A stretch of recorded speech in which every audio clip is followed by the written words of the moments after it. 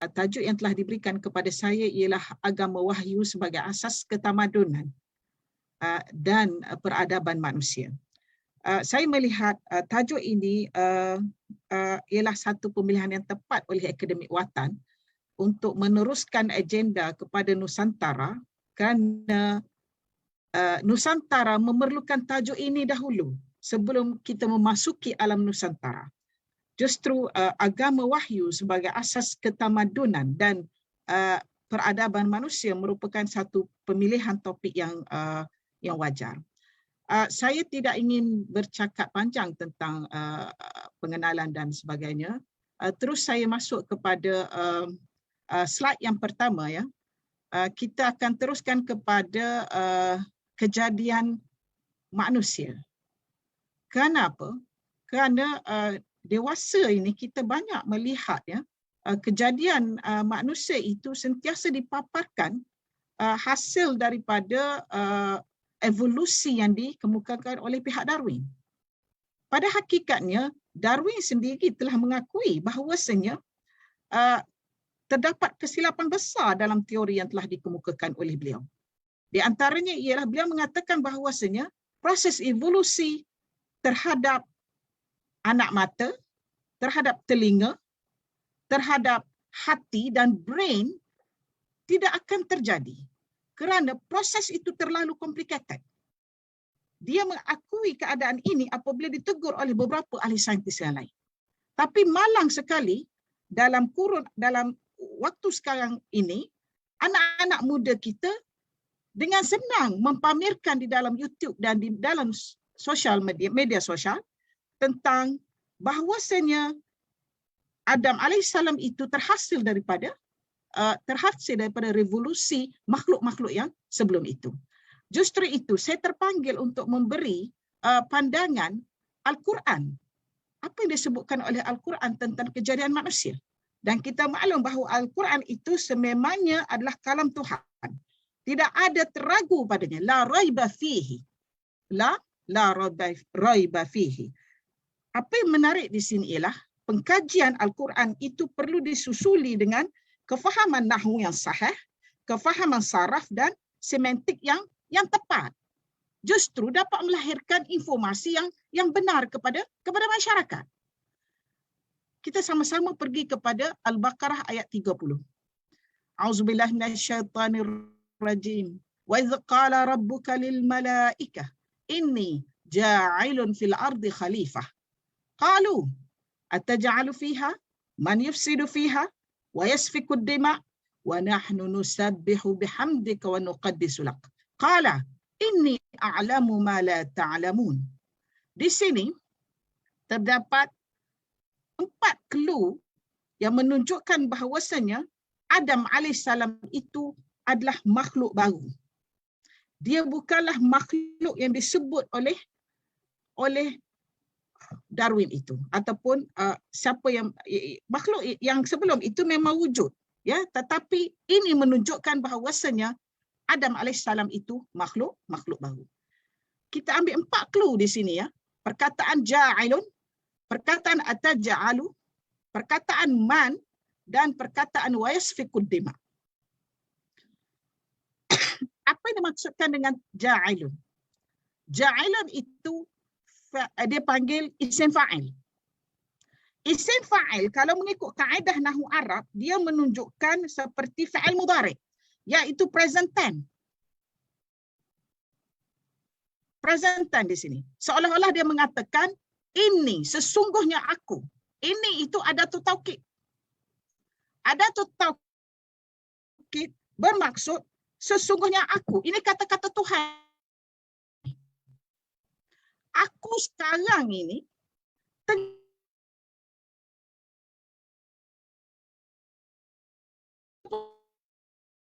perkataan ini aja.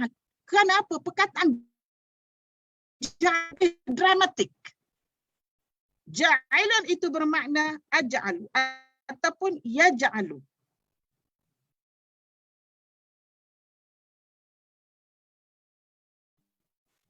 Qalu ataj'alu, ini clue yang kedua, ataj'alu di situ penggunaan hamzah. Kalau kita baca dalam Quran, banyak perkataan at-taja'alu. Sebagai contohnya ada dalam surah Al-Waqi'ah. Afara'aitum ma tahrusun a'antum tazra'unahu am hasil tinggi. Cukup tinggi. Ataj'alu fiha man yufsidu fiha. Man di situ menunjukkan makhluk yang berdiri di atas dua kaki. Kalau dalam kaedah nahwu Arab, dia tak akan guna perkataan ma kalau bukan untuk makhluk yang berdiri di atas dua kaki. Ma ialah things, thing. Kalau binatang diguna ma. Tetapi dalam kaedah man di sini menunjukkan malaikat pun refer kepada makhluk yang wujud sebelum Adam alaihissalam itu ialah makhluk yang berdiri di atas dua kaki. Man di situ zakkan pada bumi itu. Wa yasfikud dima, dan menumpahkan darah. Di sini bukti yang jelas bahawasanya makhluk yang ada dalam ayat ini, yang dimaksudkan oleh Allah Ta'ala dalam ayat ini, yang wujud sebelum Adam alaihissalam itu adalah makhluk yang mempunyai daging dan darah. Blood and flesh. Sebab tu dia kata wa yasfikud dima, dan menumpahkan darah. Kalau orang kata sebelum Adam alaihissalam tu ada jin. Ada jin. Tapi ayat lain. Tapi untuk ayat Al-Baqarah ayat 30 ini, wa yasfikud dima, dalil jelas menunjukkan makhluk itu berdiri di atas dua kaki dan mempunyai daging dan darah. Sebab itu dia wa yasfikud dima, dia bertumpah darah. Wa nahnu nusabbihu bihamdika wa nuqaddisu lak, dan sedangkan kami mensucikan engkau, memuji engkau dan bertasbih kepada engkau siang dan malam. Qala inni a'lamu ma la ta'lamu. Allah Ta'ala pun kata, inni a'lamu ma la ta'lamu. Sesungguhnya aku, sekali lagi dia gunakan adat taukid. Aku lebih tahu. A'lamu di situ tafdil. I'm the best. Mengetahui tentang apa yang kamu tidak tahu. Itu dari sudut ayat yang Al-Baqarah ayat 30. Kemudian kita pergi lagi ke ayat Al-Baqarah, surah Al-Baqarah ayat 31. Ma akullaha thumma aradahum 'ala al-malaikah faqala anbi'uni bi asma'i haula'i in kuntum sadiqin. Clue di sini wa 'allama Adam ayat ini. Kerana apabila dijadikan Adam alaihissalam, proses yang kedua itu memberi ilmu kepada Adam alaihissalam. Ini bermakna Adam alaihissalam adalah orang yang pertama menerima ilmu dan bukan makhluk sebelum itu. Ya, allama Adam al-asma'a kullaha. Perkataan wow di situ menunjukkan bahawasanya dia sesudah. Kalau dalam bahasa Inggeris dipanggil dan. Apabila dija'ilkan, makna dah siap, kemudian dah siap Adam itu dan kemudian disidai selama 40 malam, maka ditiupkan roh, kemudian allama Adam al-asma', barulah dia boleh bergerak. Masa dia boleh bergerak dan dia bangun, maka diajarkan Adam alaihissalam itu nama-nama keseluruhannya. Ya, apa yang dimaksudkan dengan allama Adam al-asma' kullaha? Allama itu fa'il madhi, fa'il muta'addi yang menerima 3 maf'ulun bih, 3 objek. Fa'il ni kuat. Allama itu. Kalau kita kata alima dia hanya menerima 2. Tapi bila ditambah hamzah di situ, dia memberi power, kuasa kepada perkataan itu untuk menjadi pekerja kepada objek yang lebih banyak. Itu. Jadi alama itu konsep ilmu. Alama ini luas penggunaannya. Kalau kita nak discuss sekarang memang tak sempat. Apa yang saya boleh simpulkan di sini, perkataan alama itu diajar kepada Adam alaihissalam itu al-asma'a kullaha. Perkataan asma' itu mempunyai pandangan ahli tafsir. Beberapa ahli tafsir memberi pandangan yang berbeza. Pandangan yang pertama mengatakan bahawasanya al-asma' itu adalah nama-nama malaikah. Nama-nama malaikah. Yang kedua pula, pandangan mengatakan al-asma' itu adalah nama-nama yang ada di dalam syurga pada ketika itu. Seperti haza jabalun, haza nahrun, hadza syajar. Nama-nama yang diajar apa yang ada di dalam syurga itu. Pandangan yang ketiga pula mengatakan al-asma itu semua seluruh bahasa yang wujud atas muka bumi ini. Termasuklah bahasa Greek, bahasa Arab, bahasa Aramat, bahasa Inggeris. Apa yang menarik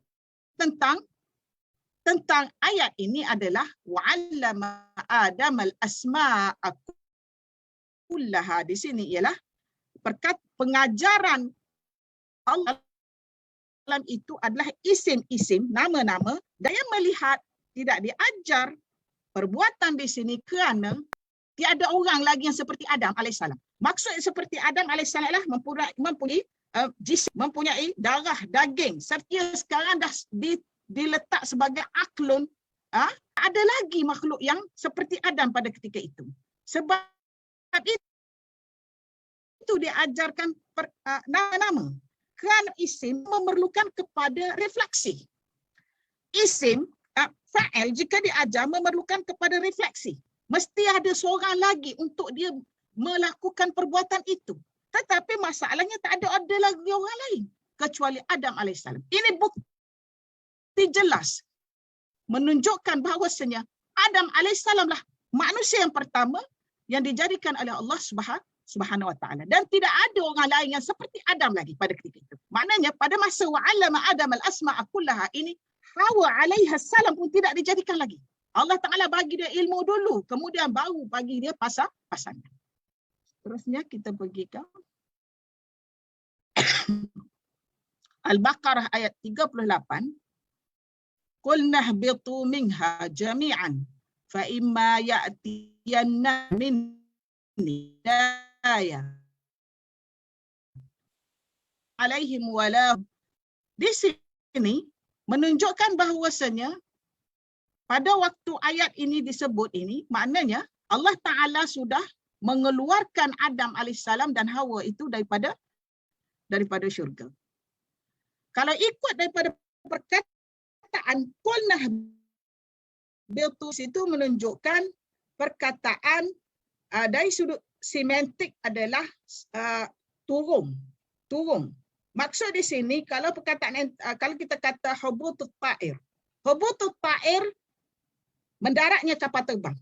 Ada juga penggunaan habata ila Masar. Masuk ke Mesir. Tetapi penggunaan di sini lebih tepat turun. Maknanya telah kami ihbitu minha jami'an. Perkataan ihbitu itu fa'il amar. Kulna, siapa yang kata? Kulna, kami kata. Kami sebut. Kami katakan kepada kamu. Kami katakan kepada kamu. Kamu di situ ada waw alif. Waw alif menunjukkan lebih daripada dua orang. Maknanya Allah Ta'ala mengatakan bukan pada Adam dan Hawa sahaja, tetapi ada makhluk lain selain pada Adam dan Hawa yang dikeluarkan daripada syurga pada ketika itu. Qulna ihbitu minha jami'an. Ihbitu di sini mengikut tafsir Ibnu Katsir disebut daripada riwayat Hasan Al-Basri.